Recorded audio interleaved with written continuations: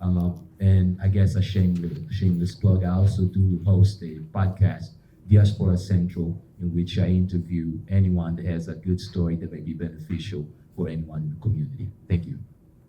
I love that. Definitely impacting and amplifying the message as to what is your why. We all come from different backgrounds, similar backgrounds, some, but I feel like the main theme of this panel right here is really making an impact for the younger generations, right? Making an impact for those minorities, making an impact for the people that maybe didn't have a voice before. So congratulations for all of you for working, because I feel on a personal level, just when we work with a purpose, when we work from our why, life becomes way more fulfilling.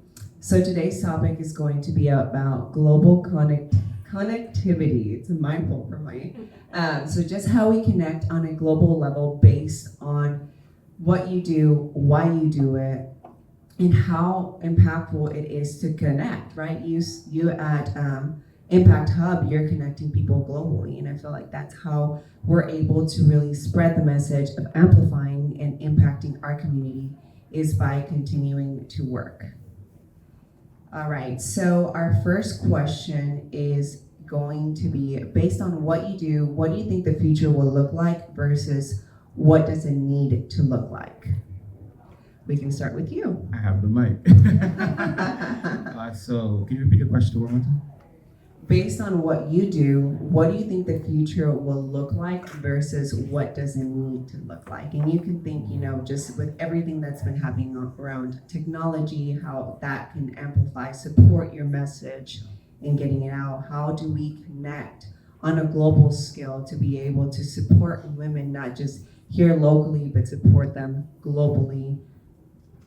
Yeah, such a powerful question, and it's so layered, right? I don't think there's one answer for a question that deep. But for me, the work that we're doing at Impact Hub Houston, I believe is truly transformational, because since COVID, what I've realized is a lot of people had a lot of time by themselves to really think about the impact that they want to make in the world.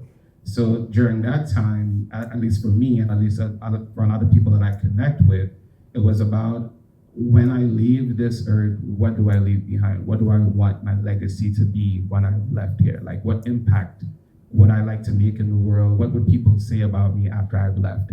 And Impact Hub Houston is an amplifier for that. We are dealing with people from all types of different industries that have all types of different passion projects that they're working on. And our goal is to amplify that. So for me, my goal is to introduce as many people as possible to what social good is, what a social entrepreneur is, and then have them connect the dots between their passion and the work that they're doing and how it can change as many lives as they see fit. So I think in the near future, if we are doing the job the way we're intended to do it, a lot more people will be educated. Hopefully everyone leaves this room having a better understanding of what a social entrepreneur is. I think artists are social entrepreneurs. I think coaches are social entrepreneurs.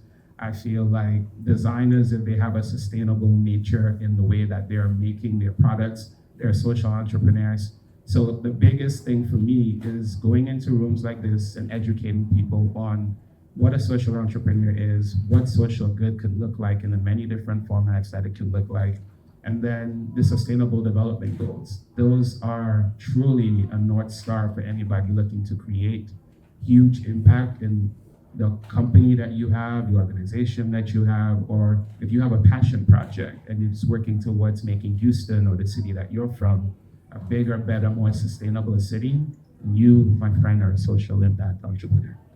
So yeah. Amazing, thank you. And then I'll repeat the question. So based on what you do you think what do you think the future needs to look like, and what does it look like now? Based on what we do, the future looks very bright. And I say very bright because the power of representation is one of the most important things that we need to have in our communities. If you envision or you're able to visualize what you could be or become, it becomes much easier to go through.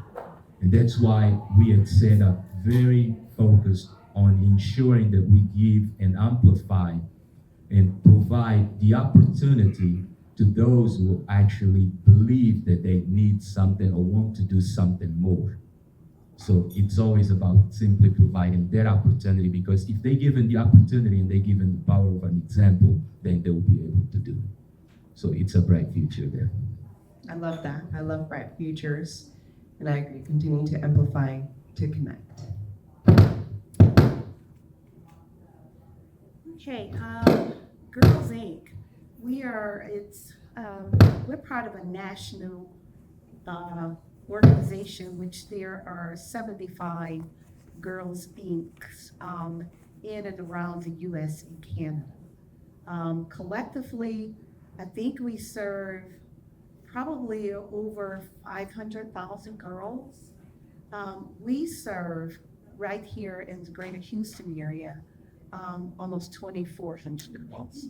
So what we're doing, when you say how does the future look now, it looks like we're constantly getting the clock turned back on us. So when we try to make progress, meaning for women and girls, it's constantly being challenged by societal norms or whatever's going on in the world. So what our goal is to continue to work with our girls. We work with the challenging the pay gap between women and men. We work with our girls by providing them the resources in terms of the academic piece, and then we do leadership training. We have a very robust STEM program. We expose our girls to a lot of careers that are traditional and non-traditional, and that's done intentionally, because the hope is that the more they become educated and the more that they become better equipped, they can actually challenge that economic disparity, as well as add to the economic growth. And that's actually locally as well as globally. So our work is never done, and I love what I'm doing. And in terms of the future looks wonderful. The future is girl, is woman. And yes, and we're on our way, so watch out.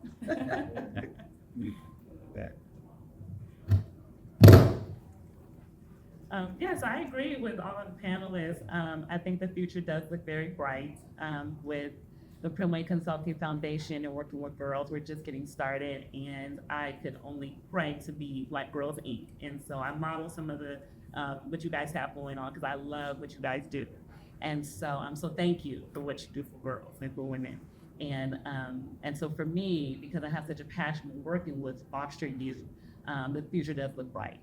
They definitely are in need of different mentors to help them with any type of resources that they need, and it looks bright. And so I'm very excited about what we're doing. And as far as global connectivity, I think doing things like this, being able to have discussions, being able to talk about whatever needs that are out there for us to be able to come together and be a resource for each other, doing things like this is what's needed.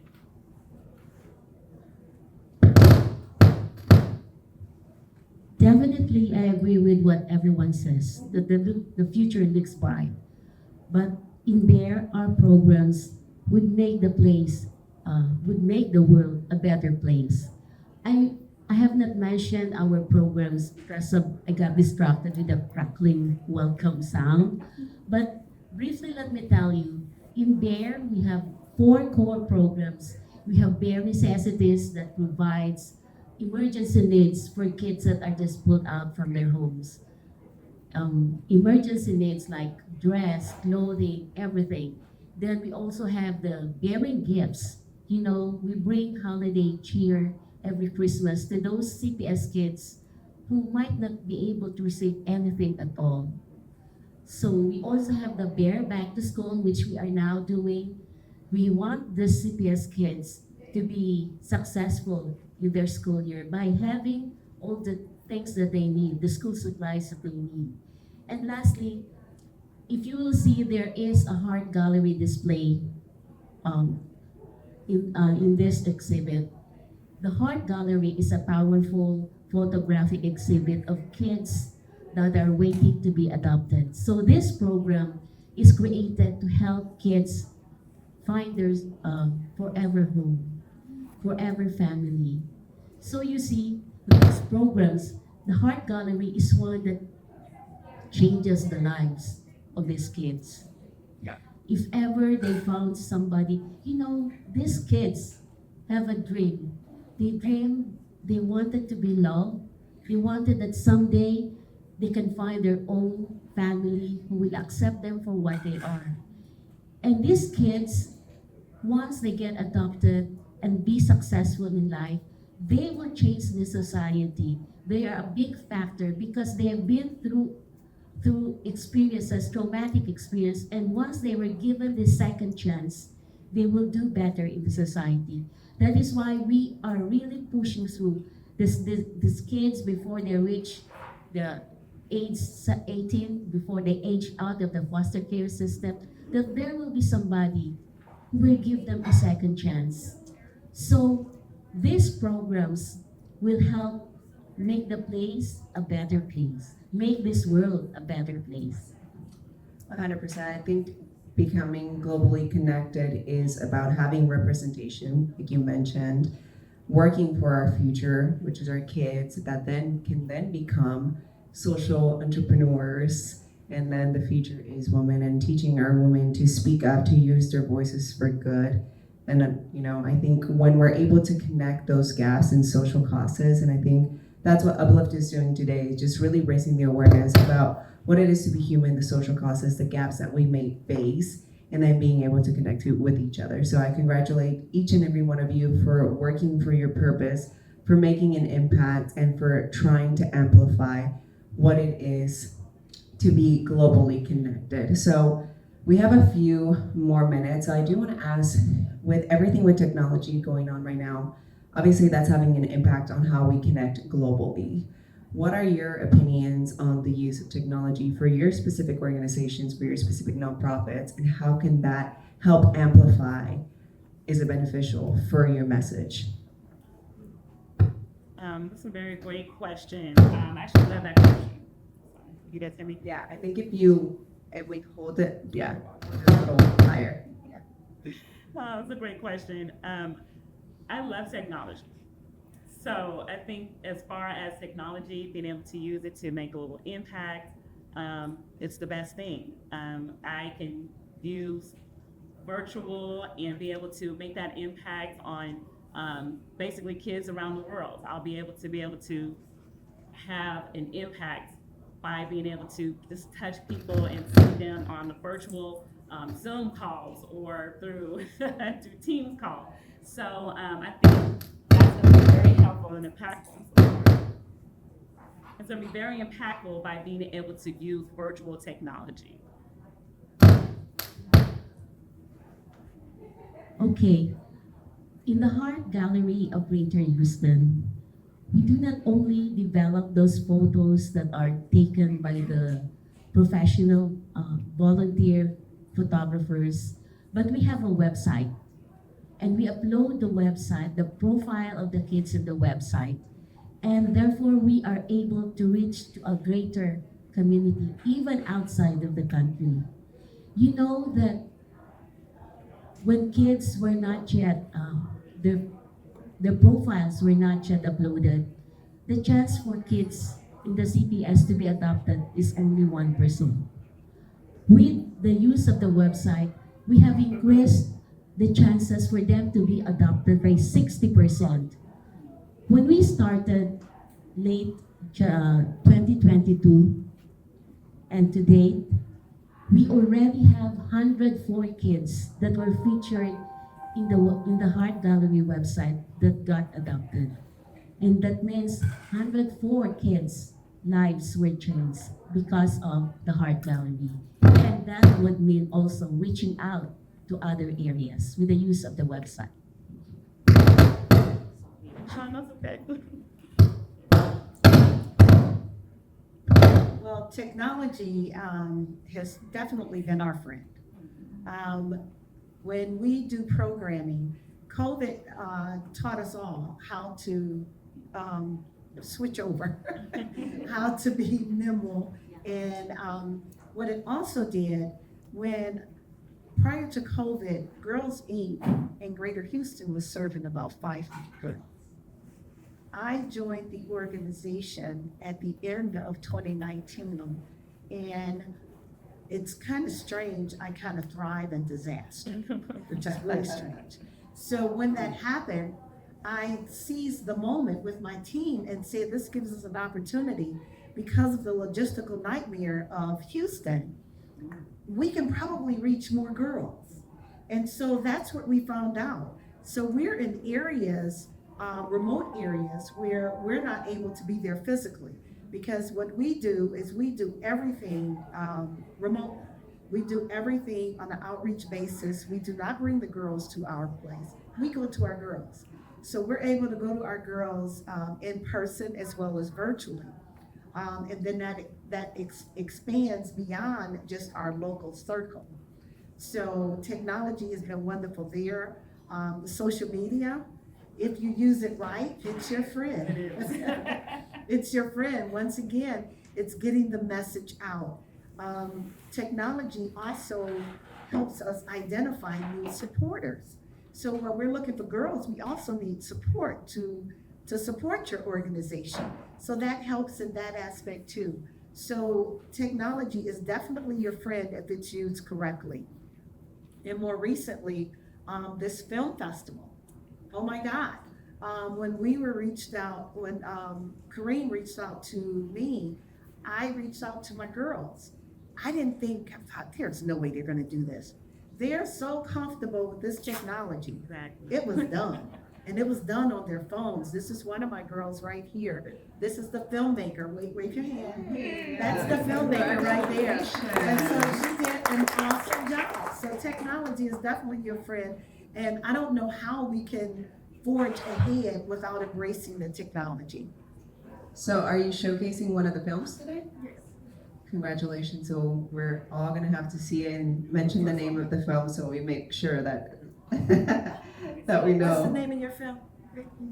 Breaking Barriers. Breaking Barriers. So make sure you check it out. It's in room 1, and the creator is right here. All right, Breaking Barriers. Congratulations, Erica.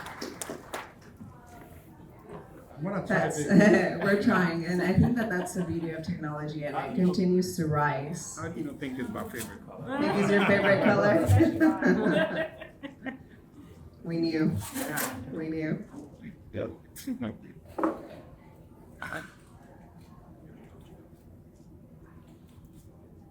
Try it. Right. Talk it. He fixed it. Well, we'll talk. There. Okay, we're back. Okay. So in the world of social entrepreneurship, technology plays such a huge role. And I'll start with just the many different social entrepreneurs that are using their tech and their platforms to solve some of the world's most pressing issues. One of our members that has done phenomenally well is Margot Jordan. Margot has a platform called Enrichly. And what Enrichly is a platform that helps build self-esteem within young kids. So instead of giving them the iPad so they can watch all the YouTube videos, they're now looking at educational games that are helping to build up their self-confidence, help them to become more confident children so that they can go into becoming more confident young adults, and then more involved human beings in general. So that's one person that's using her tech to just change the way kids are growing and how they're engaging with the world. Another social entrepreneur that we have that is using their tech for good is his name is Yogesh. Yogesh has a platform called Connect.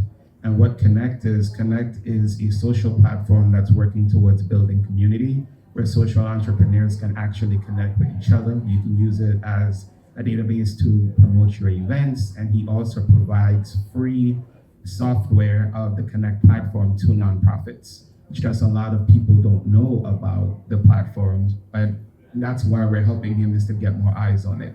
So I say all of that to say that technology, even though it can seem scary for a lot of people, it can definitely be used to create more social good. It can help you to amplify your reach. Some of the things that we're doing at Impact Hub, just to bridge that gap, is we have a workshop called Tech Tools and Tips, where you can come in. We'll teach you things from how to use AI to fast track yourself as an entrepreneur. Using AI, there's no reason why you shouldn't have a newsletter. There's no reason why you shouldn't have a website. There's no reason why you shouldn't have a business plan. AI can be used for you to literally fast track your business if you know how to use it. ChatGPT, which everyone in this room, if you really wanted to use ChatGPT, you could. Now, I'm not saying you should just use ChatGPT or only ChatGPT if you're writing newsletters. Use it as the framework to really get you started, especially if you're someone like myself that has a lot of thoughts up here, but sometimes it's so much up here that it's hard for you to put it on paper. And you keep starting over, you write it, you start it over. If you learn how to prompt, I promise you, prompting is the future. And people are like, well, AI is going to take our jobs. Well, the AI system still needs to be told what to do. So if you want to stay employed in the world of AI, learn to prompt. We have 4 or 5 different workshops throughout the year that are solely based on helping people learn how to prompt, how to use AI as a tool, and how to not be scared of technology. And I'm very excited about all the things we have coming that will help bridge the gap between social entrepreneurship and technology. Absolutely incredible. I think we're moving down. I see, the use of websites and how important that is to then, the connectivity of the remote and the Zoom and the Teams calls to then being able to implement not the latest technology, but that technology that continues to advance at a level that still amazes me, which is AI. So I love how the funnel has been going down the road of how we're all implementing technology and using it for a soulful, fulfilling purpose. Yes, I guess that with us at SET Institute, it really lays down to our core, which is community and education. Heritage is the soul of what we do. So to give you guys an example, we have several programs that are remote.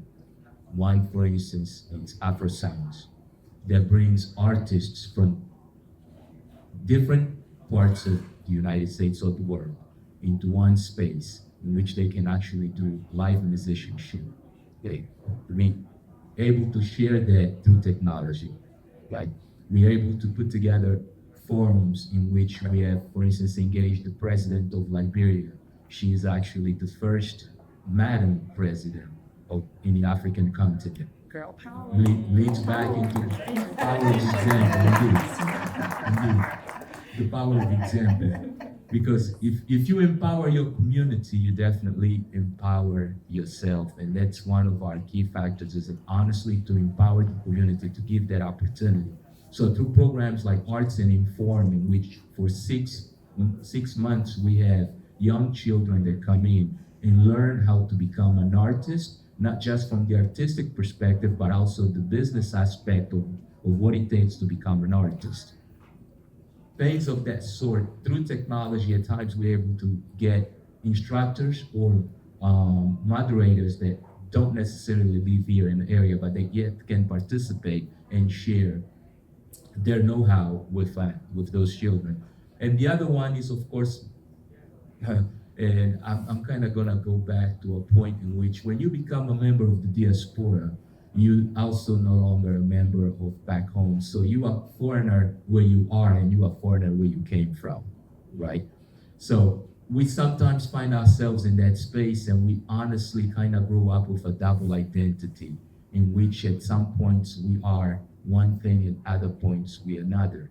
So through technology, believe it or not, we are now able to merge both of those identities into one, because now they can see what is going on in the diaspora real time versus having to be told 30 or 45 days later, like it used to be in the days of magazines or in the days of cassette. Today you're seeing them real time through live, you're interacting with them through live. So technology is definitely our friend. It's definitely something that is helping us, especially for an organization like us that started in 2019, and right after that COVID hit.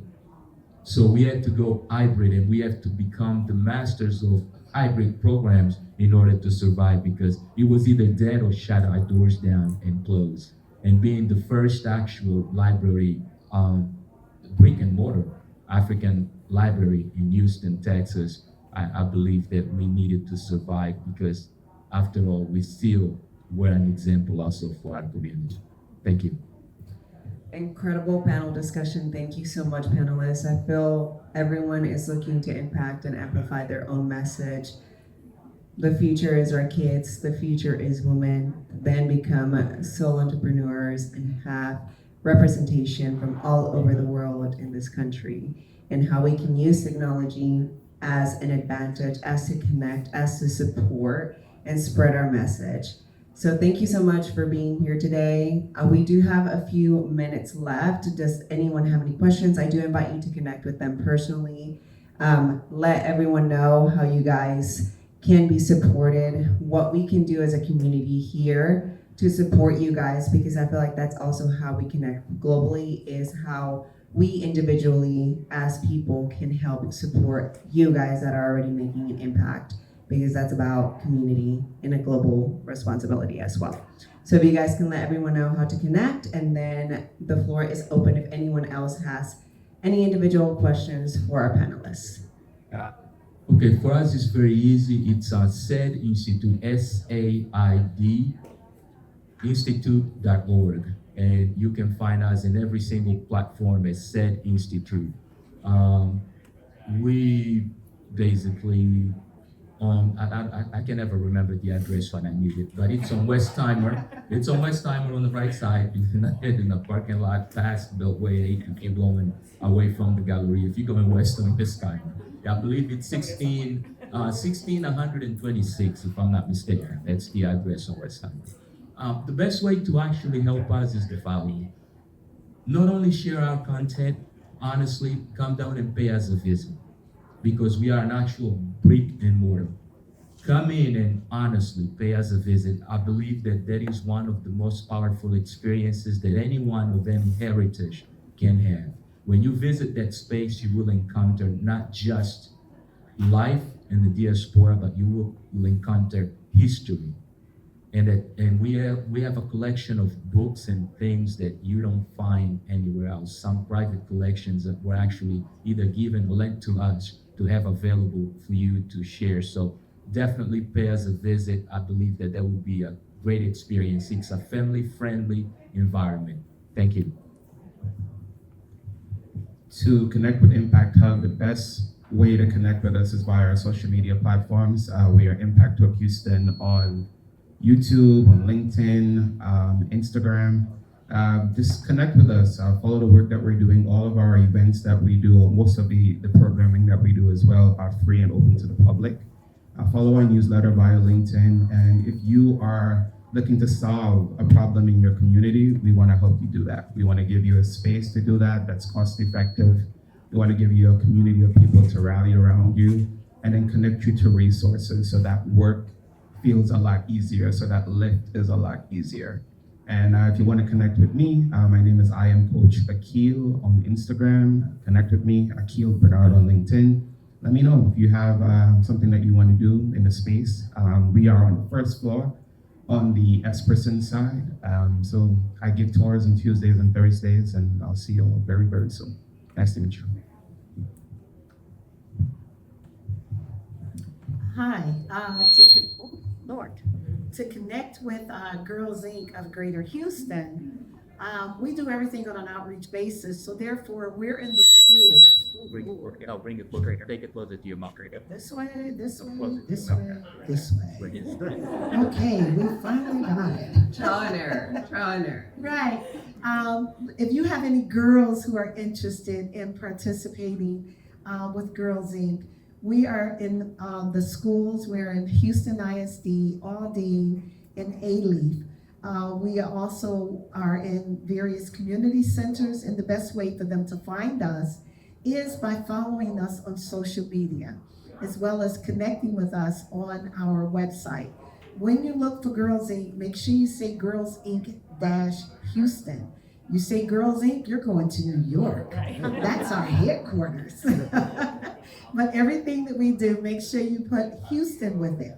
We have an all-day summit the first Saturday in October, and that's for high school girls. Everything we do is of no cost to the girls. So we also need volunteers. We need mentors. We need volunteers. We work with over 2,300 girls. I have a program staff of 10. So we do this with volunteers. So I would also encourage you to go on our website, which is girlsinc-houston.org, and sign up to be a volunteer. So follow us on social media and sign up with us. Thank you. Yeah. Work here. Larry. You know, Tom. Down here. There's a whole, straight up, There's a whole straight up, process. get that posture right. All right. Hello again. My name is Denisha Prim, and the way you can connect with me is going to the primwayconsulting.com. And if you are interested in mentorship, if you want to be a mentor, again, it's definitely needed. 21 and up, and you can be one-on-one with working with boys or girls in the foster care system. And like I said, it is really needed. So please connect with me. I'm showing a film in room 2. It's called Beast Mode. And I have a vendor in the back so you can connect with me as well. But primwayconsulting.com. Thank you. Okay, so my name is Joy Espinosa, Heart Gallery Outreach Coordinator. I have my business card with me, so if you're interested, just get it from me. Or we have a display, and I have a table there. We also have flyers and cards, and we can be reached in www.resourcehouston.org. So in there, you also have the link for the Heart Gallery, for our Heart Gallery, and you will see there. If you go there, you will see there the photos of kids that are ready for adoption. So interested parties, you can check out. And we also have regular activities like match party. If you are interested, there's instruction on how to do it. And also, our office is located at 3572 East TC Jester. And we have there, you will see, you can have an office tour because we have there our programs. The bear room, where all the supplies where the kids are there, the school supplies, they are there. And of course, during Christmas, we have turned this bear warehouse into a Santa's workshop because we are actually, last year, we reached out to almost 20 kids for their wish list, to fulfill their wish list. And you can also, we're a nonprofit company. So our bloodline are the volunteers. So you can go to the website that I mentioned, and you can check on the volunteer hub if you want to volunteer, or you have a group that wants to volunteer for bear. You can host the Heart Gallery photographic exhibit. I heard you have a library. Libraries are one of the targets that we put up the display because those are places that are frequently, where people frequently visits. In all the malls, we also have our display. Woodlands, Deerbrook, First Colony, Baybrook, we all have the displays. And of course, you can help us in any way you can. So again, thank you so much for this privilege. Thank you for allowing us to share with you how you can be of help to bear. Thank you. Thank you so much, panelists. A big round of applause for them. Everyone's working with a purpose. Everyone has a clear vision of where they want to go, and they are using technology to connect globally. So I'm Stephanie Arisa. You guys can find me on LinkedIn as Stephanie Arisa. I'm also here if you guys want to come chat. And thank you so much, guys. We do have a few minutes left, I think, before the next panel. So a quick break, enjoy some of the art gallery, and stay tuned for the next panel discussion. Thanks, guys. Have a great day.